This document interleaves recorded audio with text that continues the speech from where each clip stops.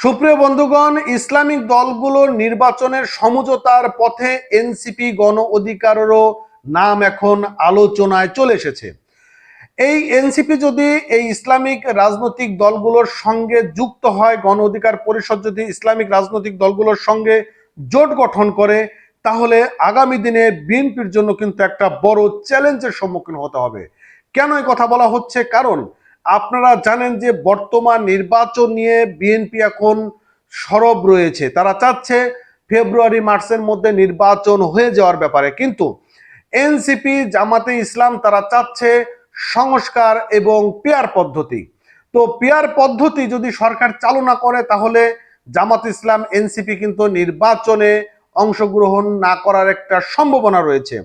এতে করে নির্বাচন কিন্তু বানচাল হওয়ার একটি বড় সম্ভাবনা রয়েছে। এদিকে এনসিপি যদি তারা ইসলামিক রাজনৈতিক দলগুলোর সঙ্গে একত্রতা বোধ করে এবং পিয়ার পদ্ধতিতে যদি নির্বাচন হয়, তাহলে এই যে বিএনপি কিন্তু আগামী জাতীয় নির্বাচনে সরকার গঠনও করতে পারবে না, এরকমও কিন্তু একটা হিসাব নিকাশি বলছে। কি বলছে?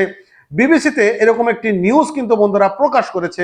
সেটি হচ্ছে ইসলামপন্থী দলগুলো নির্বাচনী সমঝোতার পথে এনসিপি এবং গণ অধিকারেরও নাম এখন আলোচনায় রয়েছে। বন্ধুরা, এখানে বলেছে যে ধর্মভিত্তিক রাজনৈতিক দলগুলো আগামী নির্বাচনের আগে কোনো জোট গঠন করবে কিনা তা এখনো নিশ্চিত নয়।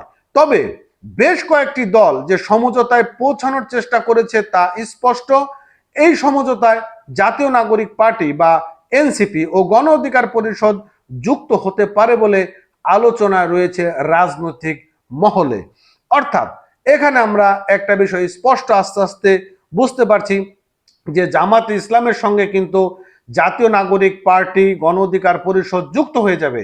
আর যদি যুক্ত হয়ে যায়, তাহলে আগামীর জাতীয় নির্বাচন একটি অনিশ্চয়তা, যদি পেয়ার পদ্ধতি না হয় তাহলে একটা অনিশ্চয়তার মধ্যে পড়ে যাওয়ার সম্ভাবনা রয়েছে। আর এরই মধ্যে একই প্ল্যাটফর্মে আসতে আলোচনা চালাচ্ছে ক্রিয়াশীল বেশ কয়েকটি ধর্মভিত্তিক রাজনৈতিক দল। ত্রয়োদশ জাতীয় সংসদ নির্বাচনের আগে সংখ্যানুপাতিক ভোটের দাবি আদায়ে মাঠে সরব থাকার বিষয়ে একমত তারা। বিষয়টাকে আপনারা বুঝতে পারছেন যে ধর্মভিত্তিক যে রাজনৈতিক দলগুলো রয়েছে, সে সকল রাজনৈতিক দলগুলো তারা একত্রতা বোধ করছে এই কারণে যে সংখ্যানুপাতিক ভোটের কারণে। সংখ্যানুপাতিক ভোট যদি হয়, তাহলে বুঝতে পারছেন যে লোকটি নির্বাচিত হওয়ার যোগ্য না, সেও কিন্তু নির্বাচনে জয় লাভ করার একটা বড় সম্ভাবনাও তৈরি হতে পারে।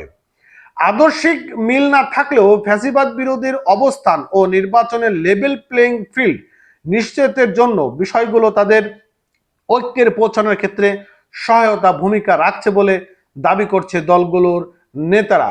আর এদিকে একই মঞ্চে আলোচনায় আসলেও এটিকে অবশ্যই কোনো জোট বলতে চাচ্ছে না তারা। আপাতত দাবি আদায় সংবদ্ধভাবে মাঠে থাকার পরিকল্পনা তাদের। মানে এখানে তারা বেশ ভালোই একটি চাল চেলেছে। সেটি হচ্ছে কি, যে তারা মানে জোট গঠন এটা তারা বলতে চাচ্ছে না, তবে আপাতত দাবি আদায় সংবদ্ধ ভাবে এটি তারা এখন বলার চেষ্টা করছে। যদিও নেতারা বলছেন নির্বাচনের তফসিলের পর নির্বাচনী সমঝোতা হতে পারে।